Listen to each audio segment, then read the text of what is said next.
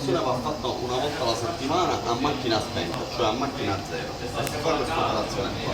Si prende questo rubinetto e si ruota tutto a destra. Questo rubinetto si ruota tutto a destra, si apre il tappo.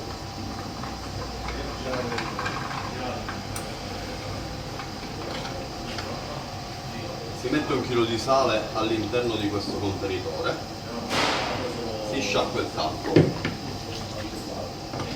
si rimette in questa maniera.